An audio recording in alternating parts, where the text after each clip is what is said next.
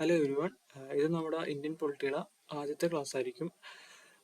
അപ്പോൾ ഈ ഒരു ക്ലാസ്സിൽ നമ്മൾ നോക്കാൻ പോണത് കോൺസ്റ്റിറ്റ്യൂവന്റ് അസംബ്ലിനെ പറ്റിയിട്ടാണ്. ഓക്കെ, തന്നെ നമ്മുടെ ആദ്യത്തെ ടോപ്പിക്കാണ് ഭരണഘടനാ നിർമ്മാണ സഭ. ഭരണഘടനാ നിർമ്മാണ സഭയാണ് ഇന്ത്യൻ ഭരണഘടന തയ്യാറാക്കിയത്.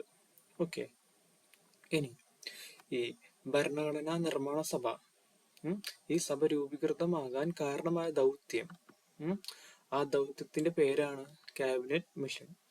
ഓക്കെ, ഇനി നമ്മുടെ കോൺസ്റ്റിറ്റ്യൂവന്റ് അസംബ്ലി എന്നാണ് രൂപീകൃതമായത്? 1946 ഡിസംബർ 9. ഓക്കെ, ഇനി ഈ ഭരണഘടനാ നിർമ്മാണ സഭയിൽ രണ്ട് ടൈപ്പുള്ള കാൻഡിഡേറ്റ്സ് ഉണ്ടായി. അതായത് എലക്റ്റഡും നോമിനേറ്റഡും. അതായത് ഈ എലക്റ്റഡ് എന്ന് പറഞ്ഞാൽ എവിടെ നിന്നാ എലക്ട് ചെയ്യണേ? എലക്റ്റഡ് മെമ്പേഴ്സ് എവിടെ നിന്നൊക്കെയാണ്? രണ്ട് സ്ഥലത്തു നിന്നാണ് വന്നത്. ആദ്യത്തേത് ഇന്ത്യയെ തന്നെ ബ്രിട്ടീഷ് ഭരിച്ചുകൊണ്ടിരുന്ന പ്രൊവിൻസിൽ നിന്നും, പിന്നെ അതുപോലെ തന്നെ ചീഫ് കമ്മീഷണർമാര് ഭരിച്ചുകൊണ്ടിരുന്ന പ്രൊവിൻസിൽ നിന്നും. ഓക്കെ, ഇനി ഈ നോമിനേറ്റഡ് മെമ്പേഴ്സ് എവിടെ നിന്നാ വന്നത്? അത് നമുക്കറിയാം. അത് എവിടെ നിന്നാ? നാട്ടുരാജ്യങ്ങൾ, അതായത് എന്താ, രാജാക്കന്മാര് നേരിട്ട് ഭരിച്ചുകൊണ്ടിരുന്ന സ്ഥലങ്ങളിൽ നിന്നാണ് എന്ത് നോമിനേറ്റഡ് ആയിട്ടുള്ള മെമ്പർമാര് വന്നത്. ഓക്കെ, ഇനി ഇവരുടെ അനുപാതം ചോദിക്കണമെങ്കിൽ അത് 1:10 ലക്ഷം. അതായത് 10 ലക്ഷം ജനസംഖ്യക്ക് ഒരാളെ വെച്ച്, ആ രീതിക്കായിരുന്നു ഇവരുടെ പ്രൊപ്പോർഷൻ അല്ലെങ്കിൽ അനുപാതം. ഓക്കെ, ഇനി നമ്മൾ നോക്കാൻ പോണത് അംഗങ്ങളുടെ എണ്ണമാണ്, നമ്പർ ഓഫ് മെമ്പേഴ്സ് ആണ്. ഈ ഭരണഘടനാ നിർമ്മാണ സഭയിൽ ഉണ്ടായ അംഗങ്ങളുടെ നമ്പർ. ഓക്കെ, അപ്പൊ ആദ്യം തന്നെ ഇനീഷ്യലി ഇവിടെ നമ്മൾ രണ്ട് കേസ് പറയാനുണ്ടാവും. ആദ്യം ഉണ്ടായതും പിന്നെ അത് കഴിഞ്ഞ് കുറച്ച് കഴിഞ്ഞ് പാകിസ്ഥാനിലോട്ട് ഡിവൈഡ് ചെയ്യും. പാകിസ്ഥാനും ഇന്ത്യയും ഡിവൈഡ് ചെയ്യും. അപ്പൊ കുറച്ച് പേര് ഇവിടെ നിന്ന് എങ്ങോട്ട് പോകും? പാക്കിലോട്ട് പോകും. അപ്പൊ ഇതിൽ നിന്നൊക്കെ കുറച്ച് നമ്പർ കുറയും. ഓക്കെ, അപ്പൊ നമുക്ക് ആദ്യം തന്നെ ആദ്യത്തെ കേസ് നോക്കി നോക്കാം. ഓക്കെ, അപ്പൊ ആദ്യം തന്നെ ടോട്ടല് 389 അംഗങ്ങളാണ് ഭരണഘടനാ നിർമ്മാണ സഭയിൽ ഉണ്ടായത്. 389 അംഗങ്ങൾ. അപ്പൊ നാം നേരത്തെ പറഞ്ഞു, ഈ 389 അംഗങ്ങളില് എങ്ങനത്തെ അംഗങ്ങൾ ഉണ്ടാവുക? എലക്റ്റഡ് ആയിട്ടുള്ള അംഗങ്ങൾ ഉണ്ടാവും, നോമിനേറ്റ് ചെയ്യപ്പെട്ട അംഗങ്ങൾ ഉണ്ടാകും. ഓക്കെ, ഇനി അപ്പൊ ഈ 389 അംഗങ്ങളിൽ 296 അംഗങ്ങൾ എലക്ട് ചെയ്ത് വന്നവരും 93 അംഗങ്ങളെ എങ്ങനെ വന്നവരുമാണ്? നോമിനേഷനിലൂടെ വന്നവരുമാണ്. ഓക്കെ, ഈ നമ്പർ ഒന്ന് ഓർത്തു വെച്ചേക്കണം. ഇനി ഈ 296 തന്നെ 292 അംഗങ്ങള് എവിടെന്നാ വന്നേ? ഞാൻ നേരത്തെ പറഞ്ഞില്ലേ, അതായത് ഇന്ത്യയില് ബ്രിട്ടീഷ് ഭരിച്ചുകൊണ്ടിരുന്ന പ്രൊവിൻസിൽ നിന്ന് വന്ന അംഗങ്ങളാണ് ആര്? ഈ 292 അംഗങ്ങള്. ഈ ബാക്കി 4 അംഗങ്ങൾ എവിടെന്നാ വന്നേ? അതും ഞാൻ നേരത്തെ പറഞ്ഞു, ചീഫ് കമ്മീഷണർ ഭരിച്ചുകൊണ്ടിരുന്ന പ്രൊവിൻസിൽ നിന്ന് വന്നവരാണ്. ഓക്കെ, ഇനി ഈ 296 അംഗങ്ങള്, അതായത് എലക്ട് ചെയ്യപ്പെട്ട 296 അംഗങ്ങളില് ഏറ്റവും കൂടുതൽ സീറ്റ് കിട്ടിയത് ആർക്കാ? ഏത് പാർട്ടിക്കാ? കോൺഗ്രസ് പാർട്ടിക്കാണ്. എത്ര സീറ്റാ? 208 സീറ്റ്. ഓക്കെ, അതുപോലെ തന്നെ ഏറ്റവും കൂടുതൽ അംഗങ്ങള് എലക്ട് ചെയ്യപ്പെട്ട സ്ഥലം ഏതാ? അതാണ് യുണൈറ്റഡ് പ്രൊവിൻസ്. ഓക്കെ, അതും ഒന്ന് ഓർത്ത് വെച്ചേക്കാം. പിന്നെ ഇത് നമ്മൾ പറഞ്ഞു 93 എവിടെന്നാ ചെയ്യപ്പെട്ട് വന്നവരാണ് ഈ 93 അംഗങ്ങള്. അവരെവിടെ നിന്നായിരിക്കും? ബാക്കിയുള്ള നാട്ടുരാജ്യങ്ങളിൽ നിന്നാണ് ഈ 93 അംഗങ്ങൾ വന്നത്. ഓക്കെ, അപ്പൊ ഇത്രയും ക്ലിയർ ആണെന്ന് വിചാരിക്കുന്നു. അപ്പൊ ഓക്കെ, അപ്പൊ ഇനിയിപ്പോ എന്താ? ഇനി പാക്കിന്റെ വിഭജനം കഴിഞ്ഞിട്ടുള്ള അംഗങ്ങളുടെ എണ്ണം. ഓക്കെ, അപ്പോ പാക്കിന്റെ വിഭജനം കഴിഞ്ഞ് ഈ 389 എന്നുള്ള നമ്പർ എത്രയായിട്ട് കുറഞ്ഞു?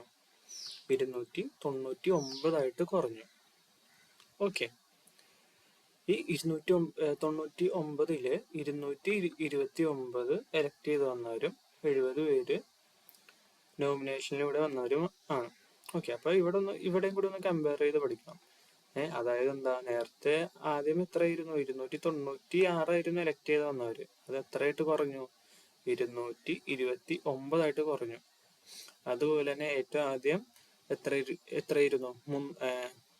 93 93 അംഗങ്ങളായിരുന്നു അങ്ങനെ വന്നത്, നോമിനേഷനിലൂടെ വന്നത്. അത് വിഭജനം കഴിഞ്ഞപ്പോൾ എത്രയായിട്ട് കുറഞ്ഞു?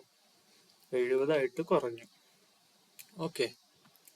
ഇനി നമ്മൾ നോക്കാൻ പോകുന്നത് വനിതകളുടെ എണ്ണമാണ്. വനിതാ അംഗങ്ങളുടെ എണ്ണം. ഓക്കെ. അത് രൂപീകൃതമാകുമ്പോൾ ഇവിടെയും 2 കേസുണ്ട്. രൂപീകൃതമാകുമ്പോഴും പാകിസ്ഥാന്റെ വിഭജനം കഴിഞ്ഞിട്ടുള്ള കേസും ഉണ്ട്. ഓക്കെ. അപ്പൊ 2 കേസും ഇവിടെയും ഉണ്ട്. ഓക്കെ. അപ്പൊ ആദ്യം രൂപീകൃതമാകുമ്പോൾ എത്രയാ? 17 അംഗങ്ങളാണ് ഉണ്ടായത്. 17 വനിതാ അംഗങ്ങളാണ് ആദ്യം ഉണ്ടായത്.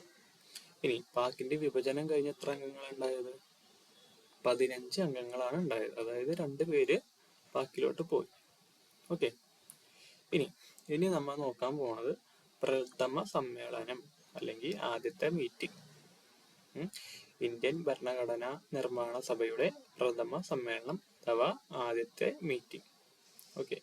എന്നാണ് നടന്നത്? 1946 December 9 to December 23. Okay. Date ഒന്ന് ഓർത്ത് വെച്ചേക്കാം. അതുപോലെ തന്നെ ഈ ആദ്യത്തെ മീറ്റിംഗിൽ എത്ര പേര് പങ്കെടുത്തു? 207 അംഗങ്ങളാണ് ആദ്യത്തെ മീറ്റിംഗിൽ പങ്കെടുത്തത്. അതിലെത്ര വനിതകൾ ഉണ്ടായി? 9 വനിതകൾ. ഓക്കെ. അതും ഓർത്ത് വെച്ചേക്കാം. ഇനി പ്രഥമ സമ്മേളനത്തിന്റെ വേദി എവിടെയായിരുന്നു? Parliament central hall. ഓക്കെ. ഇനി പ്രഥമ സമ്മേളനത്തിന്റെ അധ്യക്ഷൻ ആരായിരുന്നു? ഡോക്ടർ സച്ചിദാനന്ദ സിൻഹ. ഓക്കെ. ഇനി ഇന്ത്യൻ ഭരണഘടനാ നിർമ്മാണ സഭയുടെ ടെമ്പററി ആയിട്ടുള്ള അല്ലെങ്കിൽ താൽക്കാലികമായിട്ടുള്ള അധ്യക്ഷന്റെ പേര് ചോദിച്ചാലും ആരാണ്? ഡോക്ടർ സച്ചിദാനന്ദ സിൻഹ തന്നെയാണ്. ഓക്കെ. ഇനി അതുപോലെ തന്നെ ഇന്ത്യൻ ഭരണഘടനാ നിർമ്മാണ സഭയുടെ സ്ഥിര അധ്യക്ഷൻ ആരാന്ന് ചോദിച്ചാൽ ആരാ?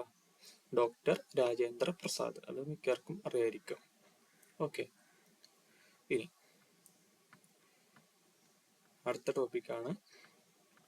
അടുത്തതാണ് ഭരണഘടനാ നിർമ്മാണ സഭയുടെ ഉപാധ്യക്ഷന്മാർ. 2 ഉപാധ്യക്ഷന്മാരാണ് ഉണ്ടായത്. ആരൊക്കെയാ? HC മുഖർജിയും VT കൃഷ്ണമാചാരിയും. ഓക്കെ. അതൊന്ന് ഓർത്ത് വെച്ചേക്കാം. ഇനി ഭരണഘടനാ നിർമ്മാണ സഭയുടെ സെക്രട്ടറി ആരാ? HVR അയ്യങ്കാർ. ഇനി ഭരണഘടനാ നിർമ്മാണ സഭയെ ആദ്യമായി അഭിസംബോധന ചെയ്തത്, ഒരിക്കലും മറക്കരുത്, JP കൃപ്പലാനി. ഓക്കെ. ഇനി ഇന്ത്യൻ ഭരണഘടനാ നിർമ്മാണ സഭയുടെ ചീഫ് ഡ്രാഫ്റ്റ്മാൻ ആരാ? SN മുഖർജി. ഓക്കെ. ഈ 2 മുഖർജിമാര് തമ്മിൽ മാറിപ്പോവാണ്ട് നോക്കണം കേട്ടോ. ഓക്കെ. ഇനി ഇന്ത്യൻ ഭരണഘടന എഴുതി തയ്യാറാക്കിയത് ആരാ? പ്രേം ബിഹാരി. ഇതിപ്പോ ഏറ്റവും അവസാനമായിട്ട് നടന്ന ഡിഗ്രി പ്രിലിംസിൽ ചോദിച്ചൊരു ക്വസ്റ്റ്യൻ ആണ് കേട്ടോ. അത് ചോദിച്ചത് ആരാണ് ഇന്ത്യൻ ഭരണഘടനയുടെ ഒഫീഷ്യൽ കാർട്ടോഗ്രാഫർ എന്നാണ് ചോദ്യം വന്നേച്ചത്. അപ്പൊ അങ്ങനെ ചോദിച്ചാലും ഇങ്ങനെ ചോദിച്ചാലും ആരാ? പ്രേം ബിഹാരി. ഓക്കെ. ഇനി ഇന്ത്യൻ ഭരണഘടനയുടെ ഹിന്ദി കൈയെഴുത്ത് എഴുതിയത് ആരാ? വസന്ത് കൃഷ്ണൻ. ഓക്കെ. ഇനി ഭരണഘടനയുടെ ഡ്രാഫ്റ്റ് തയ്യാറാക്കിയതാണ് BN റാവു. അപ്പോൾ BN റാവു ആണ് ഇന്ത്യൻ ഭരണഘടനയുടെ ഡ്രാഫ്റ്റ് തയ്യാറാക്കിയത്. ഓക്കെ. ഇനി ആമുഖം തയ്യാറാക്കിയത് ആരാ? ആമുഖം തയ്യാറാക്കിയത് നെഹ്റു ആണ്. ഓക്കെ. അതുപോലെ തന്നെ കവർ പേജ് തയ്യാറാക്കിയത് നന്ദലാൽ ബോസ് ആണ്. ഇത് ഈ ബോസുമാരെയൊക്കെ അല്ലേ നമ്മ ഇങ്ങനെ എപ്പോഴും ഇങ്ങനെ കുറെ ആൾക്കാർ വന്ന് കവറൊക്കെ ചെയ്ത്, സെക്യൂരിറ്റിമാരൊക്കെ വന്ന് കവറൊക്കെ ചെയ്ത് കൊണ്ടുപോവാ. അപ്പൊ അങ്ങനെ ഒന്ന് കണക്ട് ചെയ്ത് ഓർത്ത് വെച്ചാൽ മതി. ഓക്കെ. ഇനി അടുത്തത് ഭരണഘടനാ നിർമ്മാണ സഭ ഇന്ത്യയുടെ നിർമ്മാണ സഭയായി മാറിയത് എന്നാണെന്ന് ചോദിച്ചാൽ 1947 ഓഗസ്റ്റ് 14 അർദ്ധരാത്രി. ഓക്കെ. 1947 ഓഗസ്റ്റ് 14 അർദ്ധരാത്രി. ഓക്കെ. ഇനി ഒരു നിയമനിർമ്മാണ സഭ എന്ന നിലക്ക് ഭരണഘടനാ നിർമ്മാണ സഭ ആദ്യമായി സമ്മേളിച്ചത് എന്നാണ് ചോദിച്ചാൽ എന്നാ? 1947 നവംബർ 17. ഇനി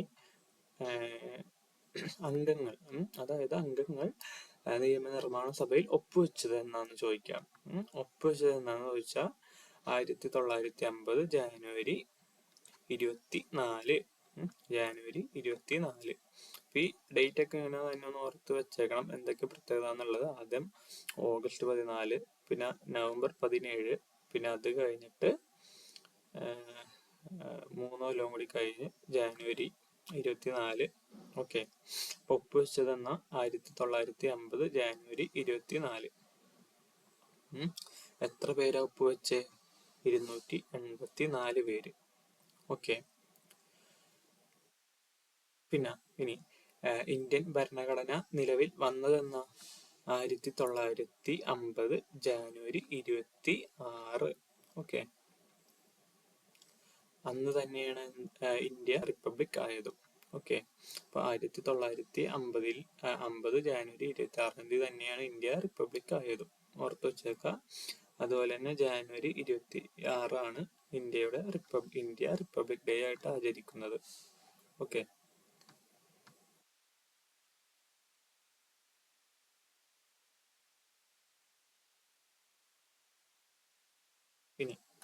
ഇനി ഭരണഘടന തയ്യാറാക്കുവാനെടുത്ത സമയമാണ്. ഓക്കെ, എത്ര സമയമെടുത്തു? 2 വർഷവും 11 മാസവും 18 ദിവസവും. ഓക്കെ, ചില ബുക്കിലൊക്കെ ഇത് 17 ദിവസമൊന്നും കൊടുക്കാറുണ്ട്. അതൊന്ന് നോക്കി വെച്ചേക്കാം, ഓർത്ത് വെച്ചേക്കാം. 2 വർഷം 11 മാസം 18 ദിവസം. ഓക്കെ, ഇനി ഭരണഘടന നിലവിൽ വന്ന സമയത്ത് എത്ര അനുച്ഛേദങ്ങളാണ് ഉണ്ടായത്? 395 അനുച്ഛേദങ്ങൾ, അതായത് 395 ആർട്ടിക്കിൾസ് ആണ് ഉണ്ടായത്. പിന്നെ എത്ര പട്ടികകളാണ് ഉണ്ടായത്? 8 പട്ടികകൾ. പട്ടികകൾ എന്ന് പറഞ്ഞാൽ ഷെഡ്യൂൾ. ഓക്കെ, പിന്നെ 22 ഭാഗങ്ങളും. ഓക്കെ, അപ്പൊ എങ്ങനെയൊക്കെയാണ്? 395 അനുച്ഛേദങ്ങൾ, 22 ഭാഗങ്ങൾ, 8 പട്ടികകൾ. ഓക്കെ, ഇനി ഇപ്പോൾ എത്ര അനുച്ഛേദങ്ങളാണുള്ളത്? 470 അടുത്ത് അനുച്ഛേദങ്ങളാണ് ഇപ്പോൾ നിലവിൽ ഉള്ളത്. അതുപോലെ തന്നെ 12 പട്ടികകളും 25 ഭാഗങ്ങളുമാണ് ഇപ്പോൾ ഉള്ളത്. ഇനി ഭരണഘടനാ നിർമ്മാണ സഭയും മലയാളികളും, ആ ഒരു ടോപ്പിക്കാണ്. അപ്പോ ഈ ഭരണഘടനാ നിർമ്മാണ സഭയിൽ ടോട്ടൽ 17 മലയാളികളാണ് ഉണ്ടായത്. ഓക്കെ, അപ്പോ ഇത് പറയുമ്പോൾ ഇവിടെ ഓർത്ത് വെക്കണം, നമ്മൾ നേരത്തെ പഠിച്ചില്ലേ, അതും കൂടി ഒന്ന് ഓർത്ത് കണക്ട് ചെയ്ത് വെച്ചേക്കാം. അതായത് ആദ്യം രൂപീകൃതമാകുമ്പോൾ വനിതകളുടെ എണ്ണം എത്ര? 17. അതും 17 തന്നെയാ. മലയാളികളുടെ എണ്ണവും 17 തന്നെയാണ്. ഇത് രണ്ടും ഒന്ന് ഓർത്ത് വെച്ചേക്കാം കണക്ട് ചെയ്ത്. അതായത് ഭരണഘടനാ നിർമ്മാണ സഭയിലെ മലയാളി വനിതകളുടെ എണ്ണം 3 ആണ്. 3. ഈ 3 പേര് ആരൊക്കെയാന്നുള്ളത് ഭയങ്കര ഇമ്പോർട്ടന്റ് ആണ്. ആരൊക്കെയാ? ആനി മസ്ക്രി, അമ്മു സ്വാമിനാഥൻ ആൻഡ് ദാക്ഷായണി വേലായുധൻ. ഓക്കെ, ആരൊക്കെയാ? ആനി മസ്ക്രി, അമ്മു സ്വാമിനാഥൻ ആൻഡ് ദാക്ഷായണി വേലായുധൻ. ഓക്കെ, ഇവര് രണ്ടുപേരും, അമ്മു സ്വാമിനാഥനും ദാക്ഷായണി വേലായുധനും എവിടെ നിന്നാണ്? മദ്രാസ് പ്രൊവിൻസിൽ നിന്നായിരുന്നു. ഓക്കെ, ആനി മസ്ക്രീൻ മാത്രം എവിടെ നിന്നാ? തിരുവിതാംകൂറിൽ നിന്നായിരുന്നു.